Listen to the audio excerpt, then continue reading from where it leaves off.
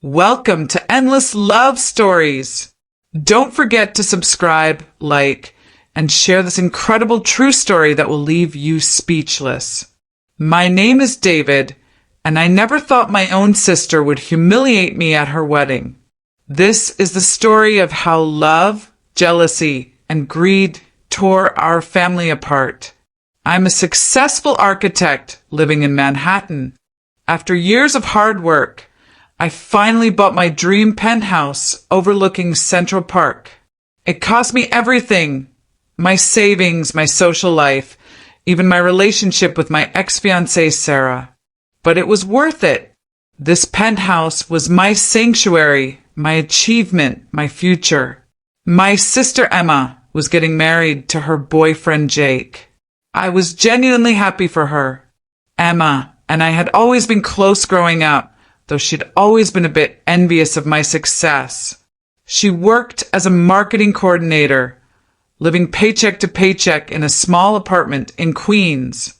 3 months before her wedding, Emma called me crying. "David, we can't afford the wedding venue we wanted. The one we booked went out of business, and everywhere else is too expensive." I felt terrible for her. Without hesitation, I offered to pay for a beautiful venue in the Hamptons. It cost me $50,000, but seeing Emma's tears of joy made it worthwhile. But then came the real shocker.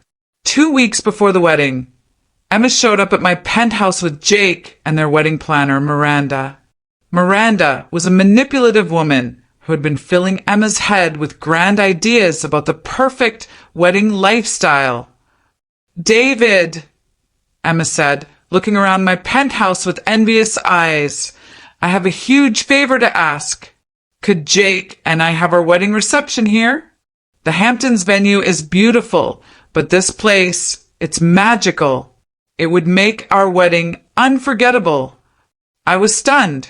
My penthouse was my private space, and hosting a 200-person reception would be chaos.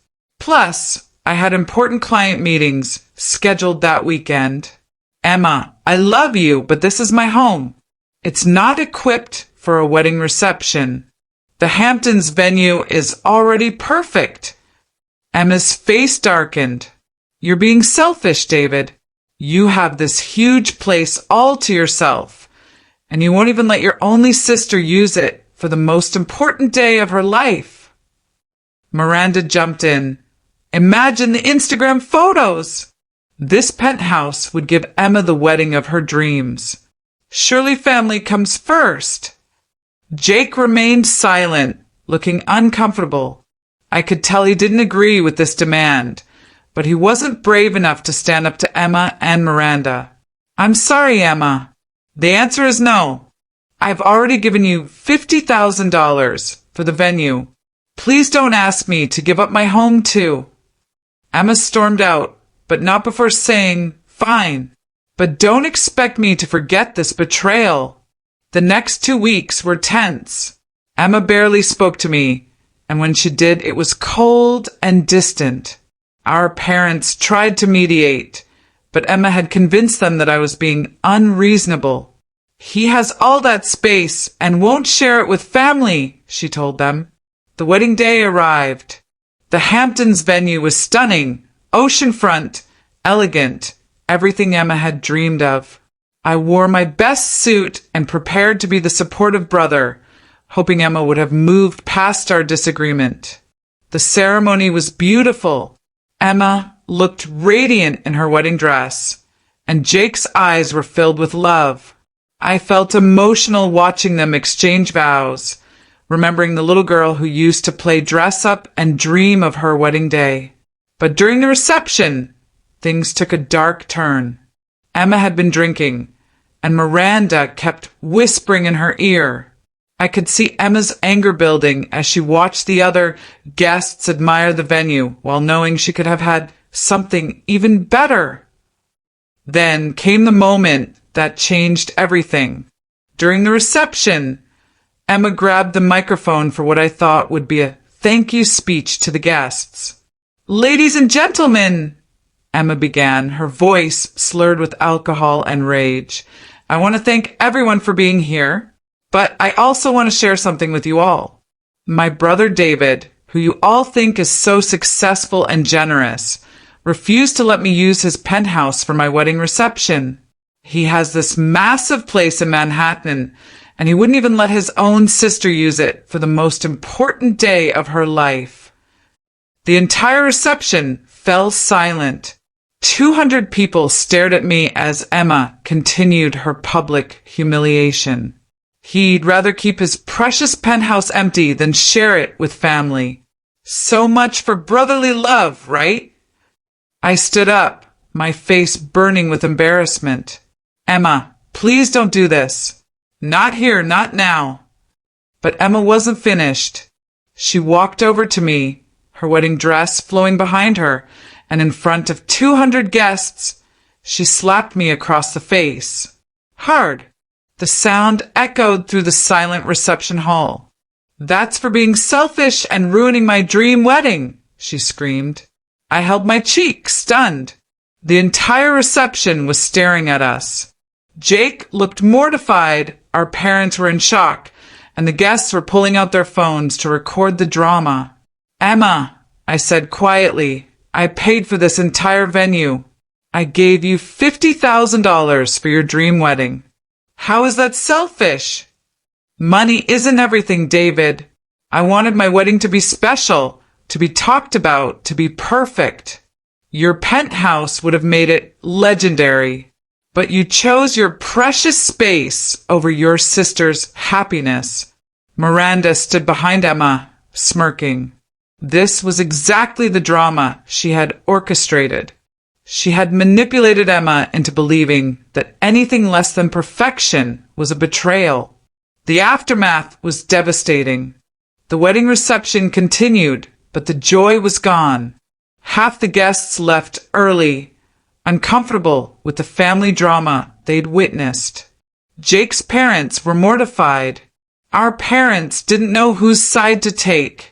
But the real lesson came 3 months later.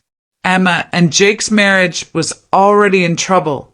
The financial stress of the wedding, combined with Emma's unrealistic expectations about married life, had created constant conflict.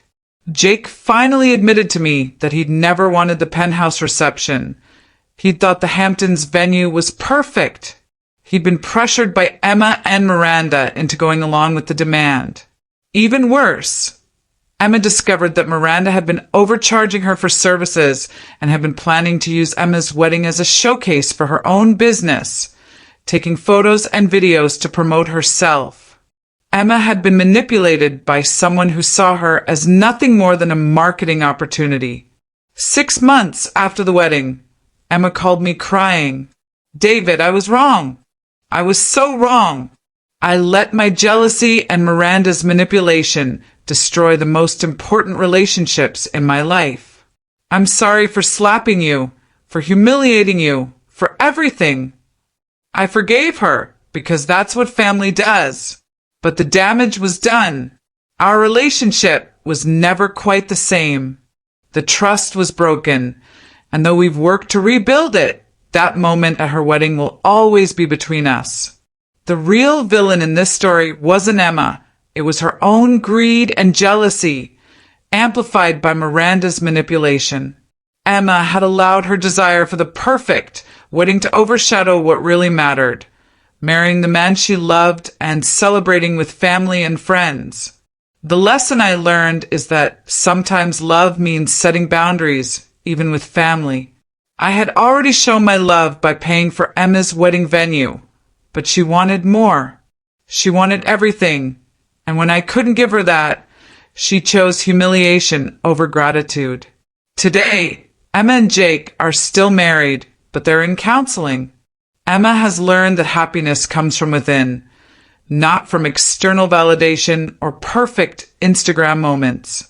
She's working to rebuild our relationship, but more importantly, she's working to become the person she wants to be, someone who values family over fantasy. As for me, I still live in my penthouse, but now I host family dinners there regularly. Emma comes sometimes, and we're slowly healing. But I'll never forget that slap, and more importantly, I'll never forget the lesson it taught me about love, boundaries, and the importance of staying true to your values, even when it's difficult. Remember, sometimes the greatest act of love is saying no.